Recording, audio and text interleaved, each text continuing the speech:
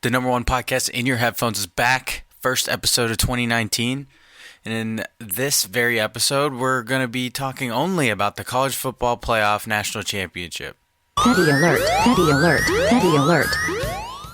Yeah, fucking right. Not this petty show. Let's get it. You're listening to a Holyfield podcast. This episode of Creme Brulee is sponsored by Anchor. Anchor is a one-stop shop for recording, hosting, and distributing your podcast. Best of all, it's 100% free and ridiculously easy to use. And now, Anchor can match you with great sponsors too, so you can get paid to podcast. I used Anchor to distribute this very episode, and so that all the amazing listeners on the number one podcast in your headphones can enjoy Creme Brulee on whatever platform they prefer. I love how easy Anchor makes it to edit and post episodes.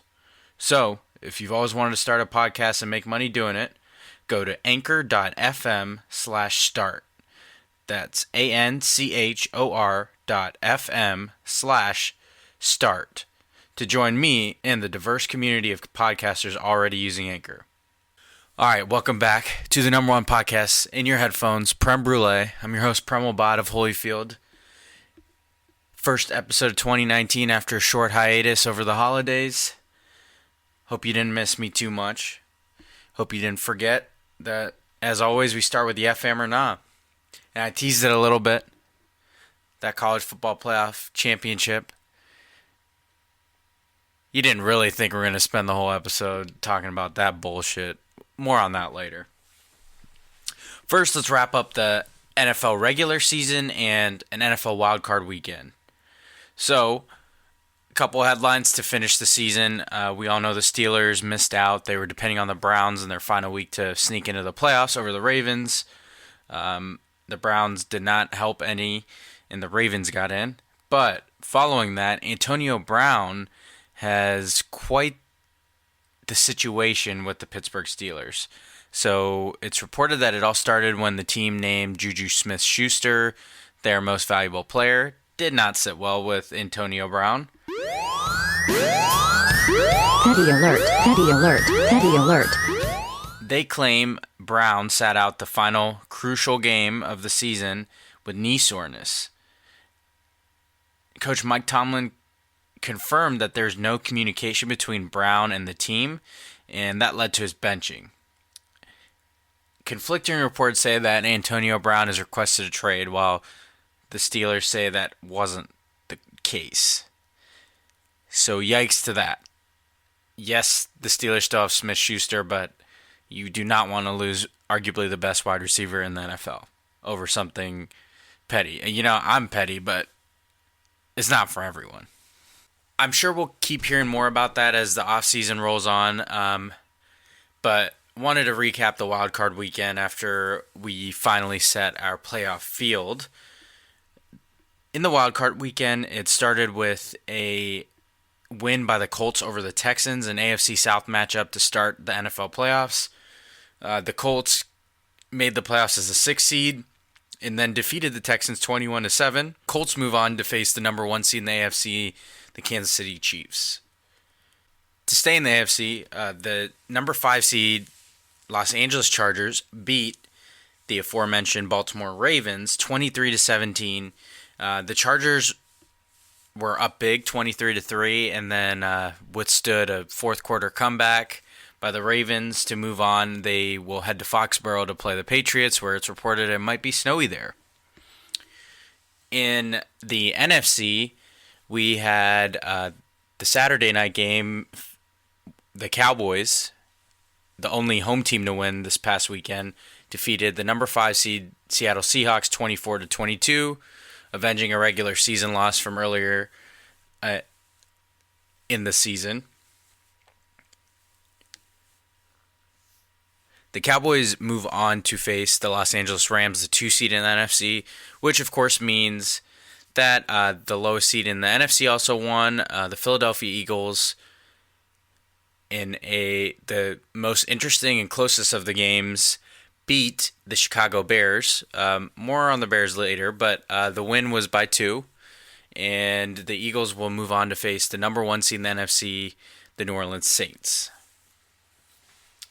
Overall, I'm a Yeah fam. Obviously, we know where my allegiance lies. I was happy to see a victory in the Cowboys. It's all gravy after this.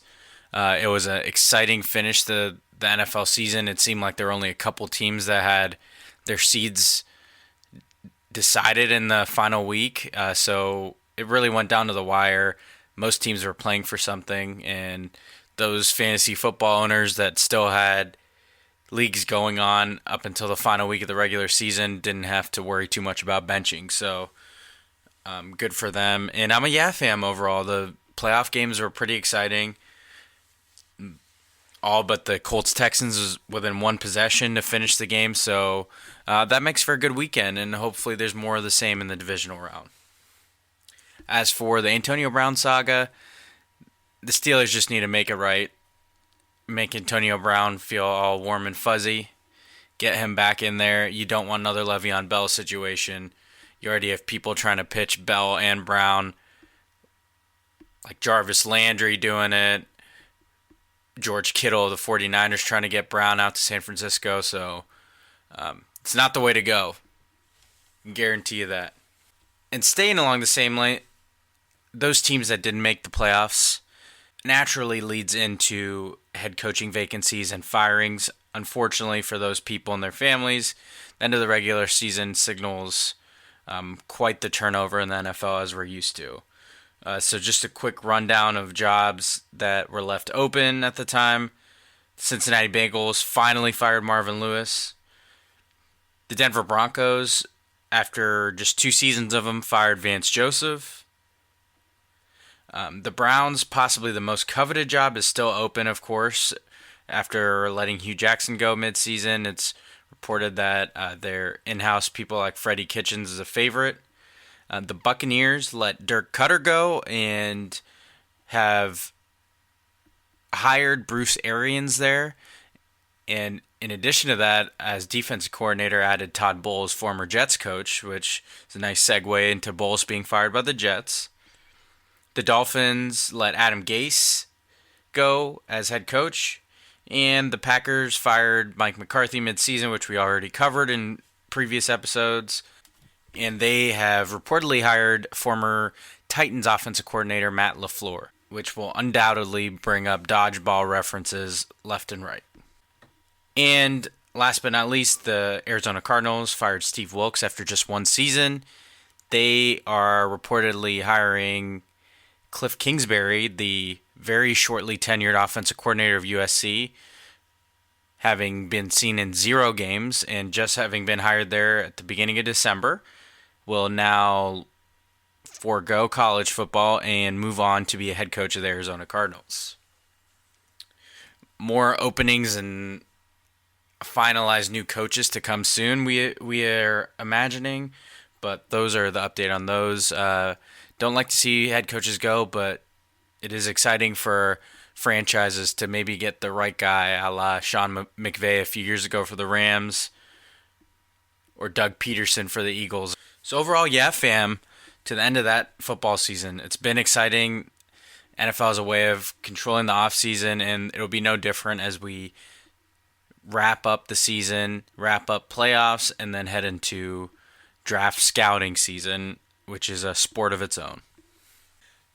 Okay, sound the alarms. Petty alert, petty alert, petty alert. We're on to the College Football National Championship. I'll keep it short here. Not all of us are Clemson or Bama fans, nor do we care. It featured the 2 teams we all thought were going to make it, number 1 Alabama versus number 2 Clemson. It is their 4th time in a row matching up in the college football playoffs. And it resulted in a very surprising Clemson destroyed Alabama 44-16. They had 30 unanswered points. Alabama scored 0 in the second half. Clemson is the first team to 15-0 since 1897. It is the first time a freshman started and won a national championship since 1985. And it is Alabama's biggest loss under Nick Saban. In summary, you've heard a lot already. Clemson and Alabama have identical records. They're 2-2 against each other. Who gives a fuck? Here's a bonus toasty take for you guys to monitor next year. I'm predicting we won't see part 5 next year. You heard it correctly. A toasty take right off the bat. Call it petty, whatever you want. I'm proud to be called petty. It's not happening. Part 5 is not happening, even though you have 2 star quarterbacks coming up. The law of averages has to catch up to these teams narrowly escaping upset bids. So, I'm throwing that toasty take out there that we won't see Alabama Clemson in the college football playoffs in 2020, and we won't see them in the national championship in New Orleans at the beginning of 2020. So there's my toasty take for you. We all know what happened. Clemson cemented themselves, second championship in 3 years, blah, blah, blah. Who gives a shit? We're on to the next season. Enjoy it. Nobody outside Clemson, South Carolina gives a fuck. We're on to the 2019-2020 season. Let's get it. Petty alert, petty alert, petty alert. Time for likey, no likey, hate it. And I got to start likey off with Ohio State securing transfer quarterback, former Georgia Bulldog, Justin Fields. He was a 5-star quarterback that will become Ohio State's highest-ranked prospect in their history. Recently, Dwayne Haskins, which is also, it's a likey and a no likey all wrapped up in one. Dwayne Haskins is going to the NFL. No surprise. Go get your money. He deserves it. He's going to be the first quarterback taken, and he sure as hell should be. I can love on him a little bit more until he goes to my rival Giants, then he's dead to me. But anyway, now that Dwayne Haskins is gone, it sets up a quarterback battle between Fields, their newly transferred quarterback, and Tate Martell. It's worth noting that Fields is applying for a hardship waiver to be eligible this season without having to sit out a year per normal transfer rules. He had quite the story at Georgia. Won't get into that too much, but sure wasn't a pleasant experience what he experienced. Some racism with another Georgia athlete. So we'll see. We'll keep an eye out on that transfer waiver if it is approved. And if so, it sets up quite the offseason in Ohio State and some positive things to look forward to for Buckeye Nation.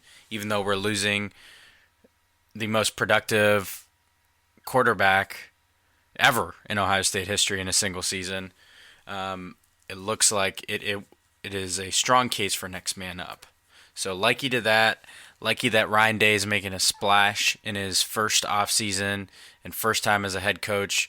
He is stealing coaches from rival Michigan and taking their best ones. It's a beautiful thing. He's winning the offseason with recruits, transfers, and coaching hires. So a lot to look forward to this season. There's a lot going on across the country beyond just the national championship. So that's why we keep it petty. Keep it 100. It's all petty over here, and be proud of it. Petty alert, petty alert, petty alert. Okay, a little different for no likey here. I've kept you guys updated. Big into movies, and award season is here. So I wanted to give a no likey to A Star is Born getting snubbed at the Golden Globes, and Bohemian Rhapsody winning Best Picture for the drama category. Just the overall yikes. Hopefully the Oscars does better and doesn't overrate a movie like Bohemian Rhapsody, which, for the record, has great lead acting behind Rami Malek playing Freddie Mercury, but beyond that should not be winning awards. In the category drama in the Golden Globes, there were 5 movies nominated, and it was securely in last place, but somehow won the award. So no likey to that, and hopefully the awards coming up here will do a little better. I got a couple mini rants. Surprise, surprise. First one of 2019. New year, new me. My first hate it. So, Kawhi Leonard returned to San Antonio for the first time since becoming a Raptor, and he got booed. Yes. Okay. Everybody knows. He won them a championship in 2014 because they sure as hell wouldn't have beat the Heat and the Big Three in 2014 without him. But here's my issue here, okay? You have current players and experts criticizing fans for booing Kawhi Leonard, booing the man that helped you get a ring. I fucking hate when people tell fans how to be fans. The same athletes that hate when we comment on them, saying things like, yeah, you're hiding behind a keyboard in your mom's basement, are telling us how to be fans? You guys haven't been fans probably your whole life because you just been that good at athletes. Get the hell out of here. You want to tell us how to be a fucking fan when we don't even know what happened in that Spurs situation? Kawhi Leonard refuses to talk on it. The Spurs refuse to talk on it.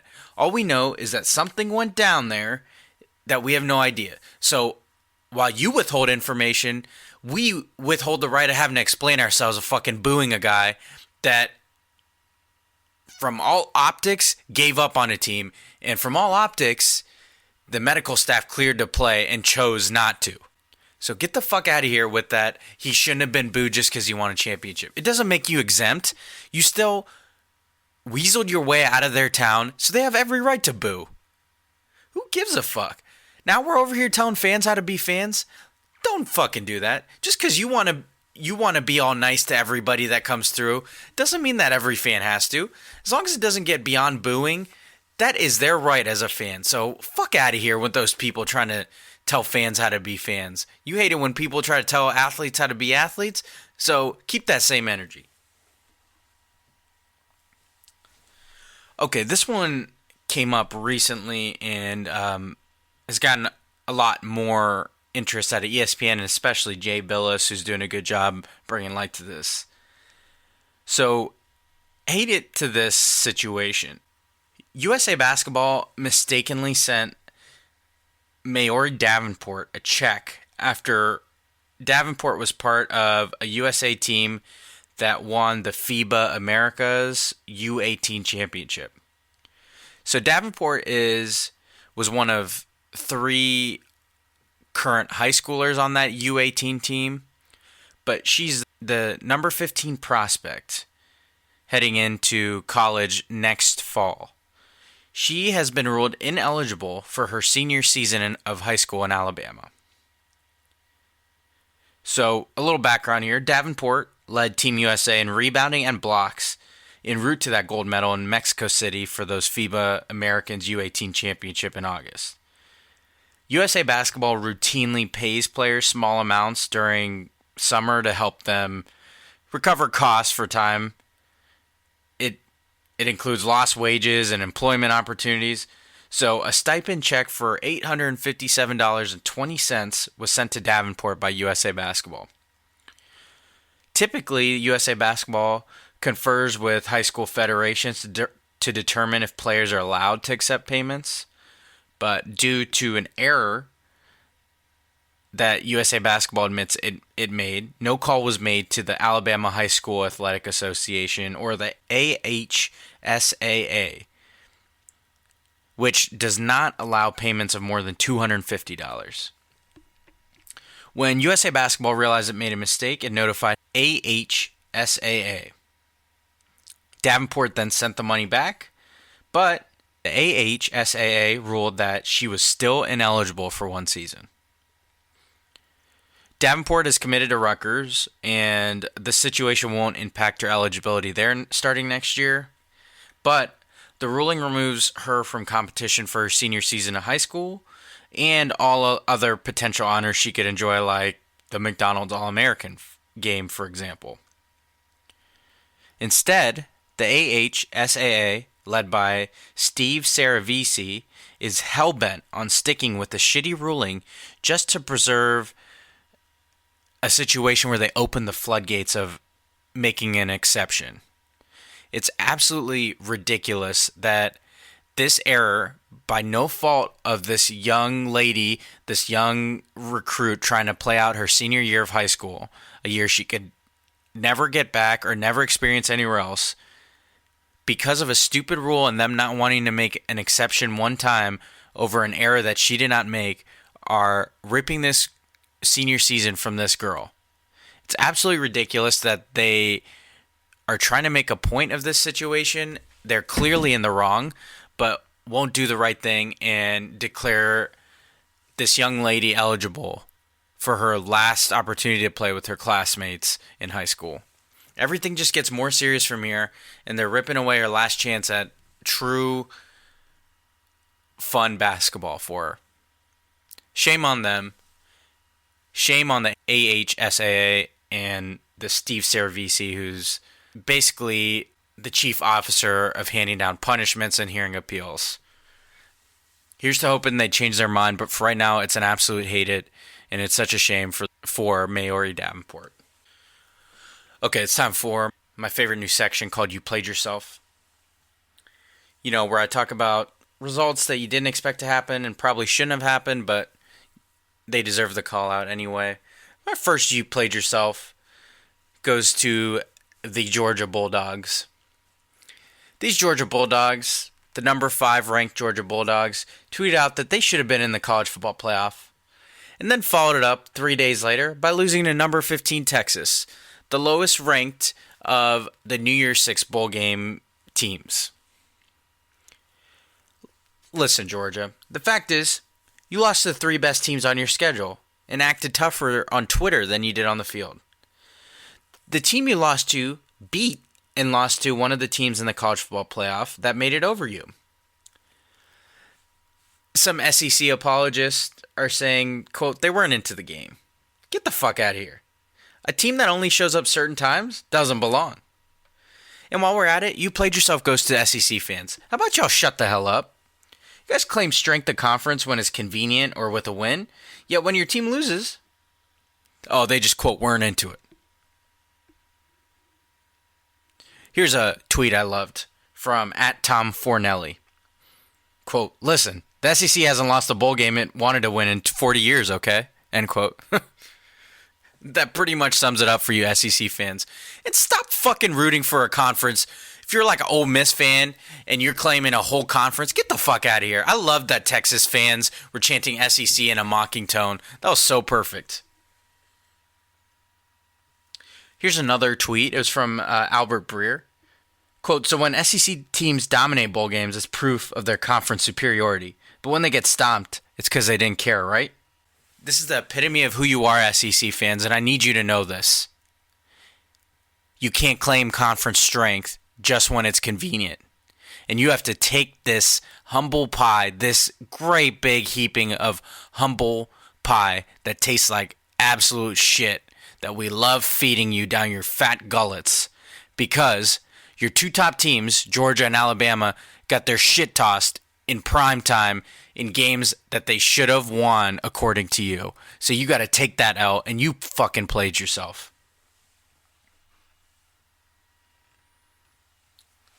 The next You Played Yourself goes to the Minnesota Vikings, who paid their quarterback Kirk Cousins $84 million guaranteed, but failed to make the playoffs. They lost their Week 17 game to the Bears, which a win would have put them squarely into the playoffs. Here's a bonus You Played Yourself. The top 6 QBs by average annual value all failed to make the postseason.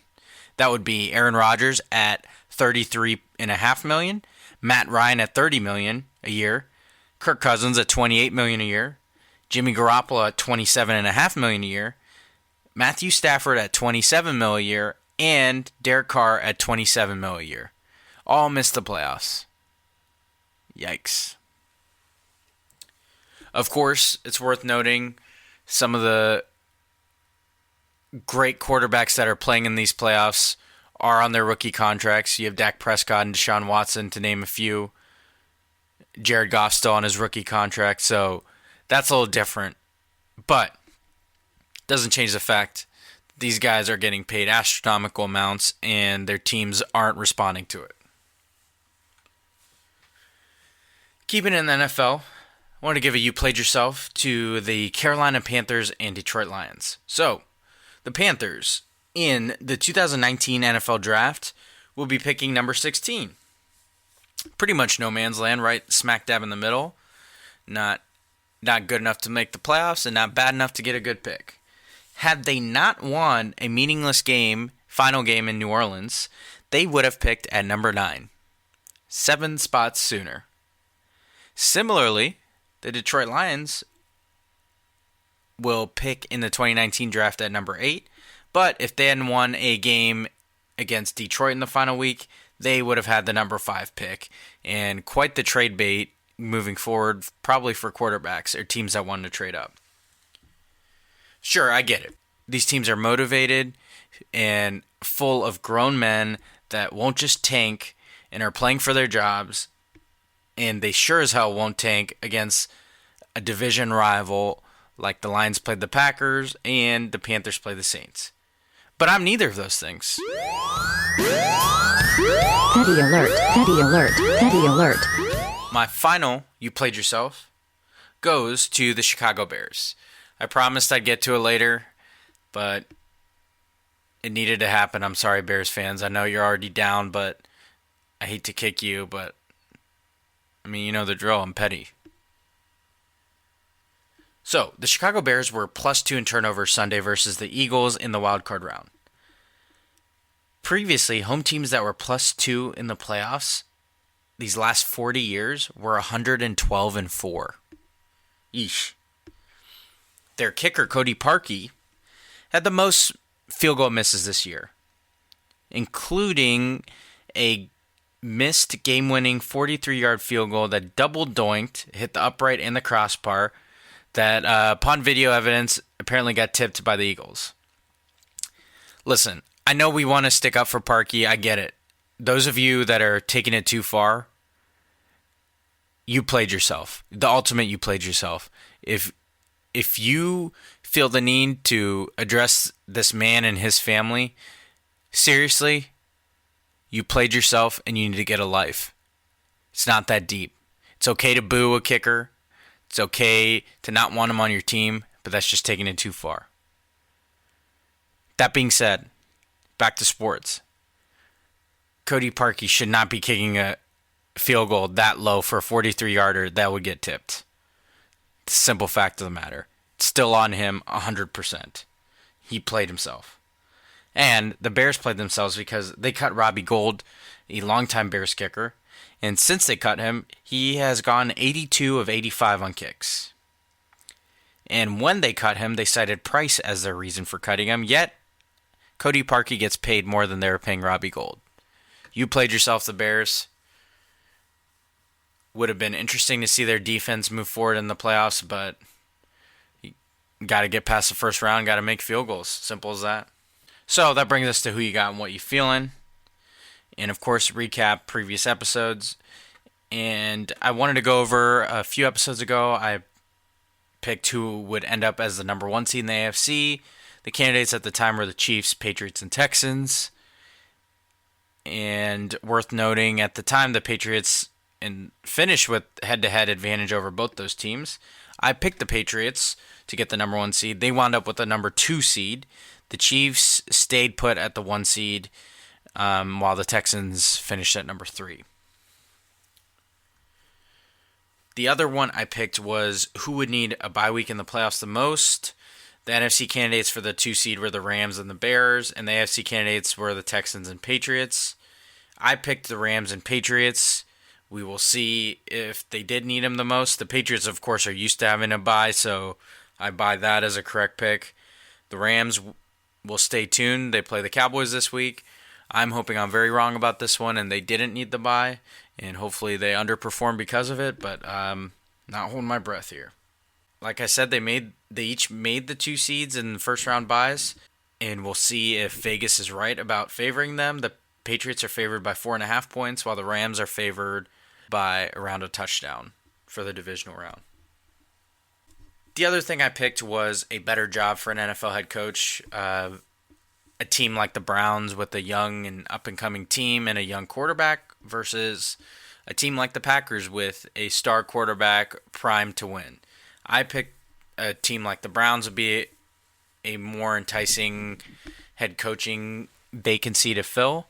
And we will see how these head coaching vacancies shake up and finalize moving forward here. This week I wanted to keep it simple for the picks. I wanted to pick the NFL divisional round, keep the theme consistent here. So, as I went over earlier, the number 6 seed Indianapolis Colts will head to Kansas City to face the Chiefs as the first game of the weekend on Saturday. The Chiefs are favored by 5.5 points. The number 4 seed Dallas Cowboys will head to LA to face the Rams, the number 2 seed, who are favored by around 6.5 points, and that is the late game on Saturday. The Sunday games start with the number 5 seed Chargers heading to Foxborough to face the Patriots, who are the number 2 seed and favored by 4.5 points. And the final game of the weekend is the number 6 seed Philadelphia Eagles heading to New Orleans, and the number 1 seed who are favored by 9.5 points. And for both instances, I am picking the higher seeds. I hope I'm very wrong, especially on the NFC side. I could see the Patriots being upset, but weather bodes well for the Patriots over the Chargers.